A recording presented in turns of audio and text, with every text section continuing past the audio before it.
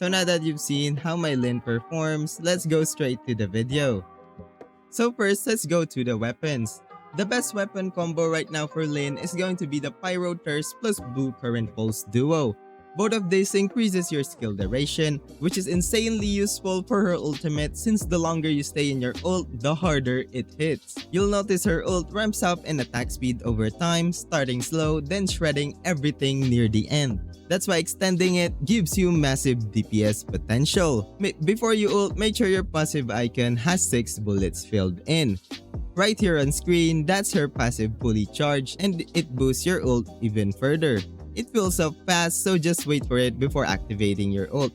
For your early game weapon, the Iron Forger is going to be amazing, and whatever range weapon you got there, just use it. Because the first range weapon that you should be building is going to be the Blue Current Pulse. Now let's go to the best team comp. Right now, Lynn shines the brightest in a full Pyro team. The best partner is going to be Hellfire since she increases Pyro damage by 40% for the entire team and can also taunt your enemies, perfect for grouping mobs while Lynn burns them down. If you're going full Pyro, I recommend Yale and Oliver as your other teammate, but since Yale and Oliver is a bit off meta right now, Daphne is going to be an amazing replacement.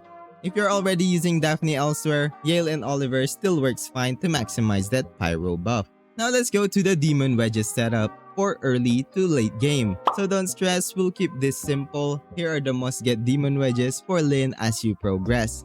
So for the early game, level 40 to level 55, Phoenix Wings is going to be an amazing choice. But for the other Demon Wedges, because most of the Demon Wedge at level 50 to level 55, the purple ones, wants to debuff you to actually buff your other stats.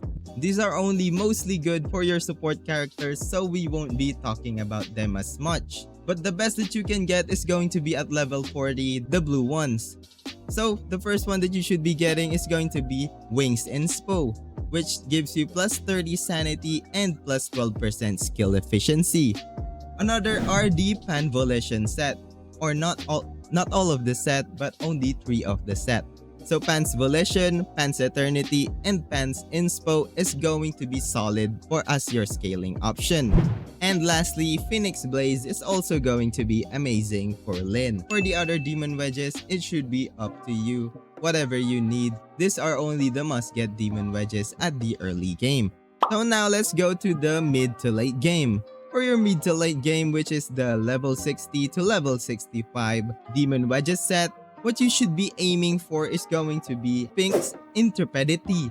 Sphinx Intrepidity right here, yes, while it reduces your HP and shield, but big damage is gained.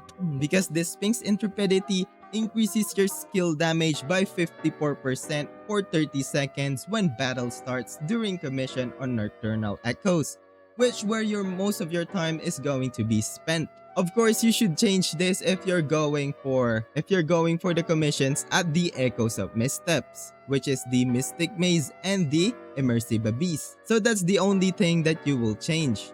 Sphinx Trap is our last set that we should be getting from level 60. Sphinx Trap is going to be plus 24% attack when facing multiple enemies. So if you're facing a mob, Sphinx Trap is going to be amazing since it scales up how many enemies are in front of you. Which means that this is going to be amazing for almost all of the content in the game. And the other set that you should be getting here is going to be Griffin's Inferno set, Midnight Sun, and Griffin, and if your tolerance still allows it, Griffin's Inferno Wildfire. Both of this increases your pyro attack and skill damage by 18%. The only difference with them is going to be Midnight Sun will have a plus 12 skill duration, while Griffin's Inferno Wildfire would have plus skill range plus 18%. Well, we don't really need range anymore since Lynn's ulti already has a great range. So if you're going to choose one, go for the Griffin's Inferno Midnight Sun, but it's best if you can get 2. So at level 60, your melee weapon should have this Cerberus set.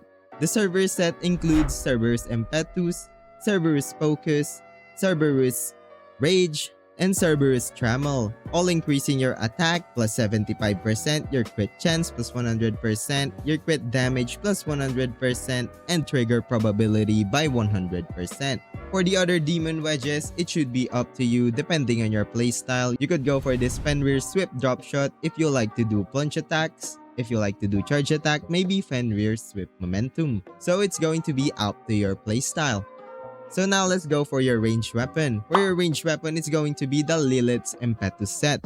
The Lilith's Impetus set also gives the same buffs as the Cerberus set, which is going to be plus 75 attack, plus 100 crit chance, plus 100% damage, critical damage, plus 100% trigger probability. And for the other demon wedges, this would again depend on your playstyle. And lastly, at level 65, Covenanter's Eternity and Inspo is going to be the one that you should be adding to your set. Also, Ifrit's Devouring Wildfire is going to be the most amazing demon wedge that you could be getting at level 65, since this Ifrit's Devouring Wildfire gives you skill damage plus 30% and an effect when a pyro character deals damage gains 1 stack that increases attack by 1% for 15 seconds, which stacks up to 120 stacks, which means that it would give you 120% attack just from this demon wedge alone, which is very big. So for if you're wondering what demon wedges you should add for your supports, just have Uplift and Typhon's Prime Serenity for your supports.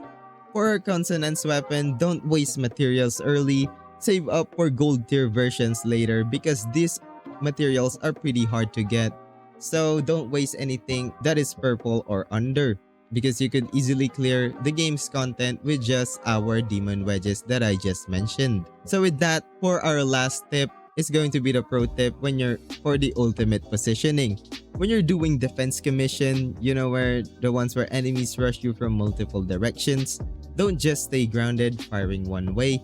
Use Helix Jump to hover above, then cast your ultimate and hold your attack.